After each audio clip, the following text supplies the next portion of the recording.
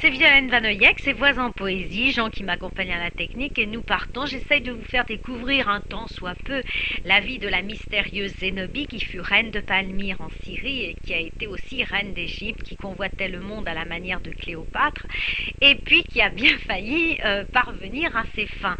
Alors bon, vous le savez, j'ai écrit un livre là-dessus sur Zénobie, l'héritière de Cléopâtre. Je l'appelle l'héritière de Cléopâtre car elle se disait elle-même apparentée à Cléopâtre et aux Égyptiens pour lesquels elle avait une admiration absolument incroyable. Je vous ai dit qu'elle aimait beaucoup les Grecs, qu'elle aimait beaucoup moins les Romains. D'ailleurs, elle connaissait très très mal le latin alors que tout le monde dans sa ville parlait latin puisque la ville était occupée en quelque sorte par les Romains.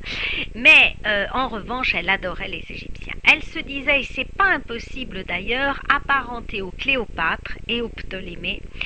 Et elle rêvait aussi de devenir reine d'Égypte et elle le devint. Alors, comment cette petite jeune fille, un petit peu, qui avait certes son caractère, qui n'appréciait pas trop l'occupation des Romains et qui était devenue donc l'épouse du chef syrien Odénate, comment a-t-elle pu avoir un tel pouvoir et est-elle rentrée dans l'histoire? Eh bien, d'abord, curieusement, alors que son mari avait un premier fils, qui était normalement le prince héritier, eh bien, celui-ci disparaît.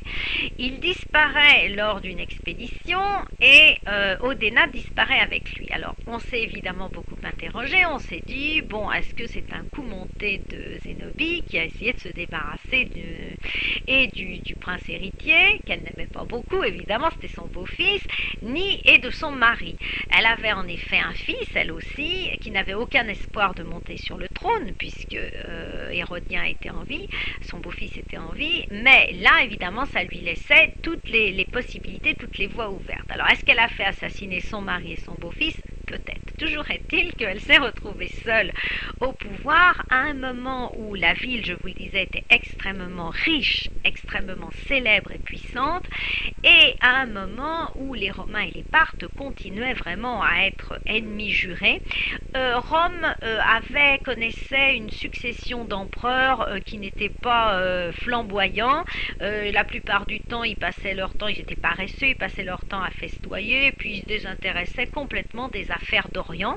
Donc la Zénobie pouvait faire absolument ce qu'elle voulait. Alors quand elle avait besoin des Parthes, eh bien elle composait avec les Parthes. Quand elle avait besoin des Romains, elle composait avec les Romains. Mais pour elle, il n'y avait qu'une certitude, c'était que les Palmyréniens étaient plus forts que les autres, et bien que la ville soit relativement petite, elle était puissante, ils avaient des très très bons archers, et elle était persuadée qu'elle pouvait régner sur le monde. Alors petit à petit, eh bien, elle a repris aux Parthes des villes qui appartenaient aux Parthes, petit à petit elle a repris des villes qui appartenaient aux Romains, et elle a fait son petit bonhomme de chemin.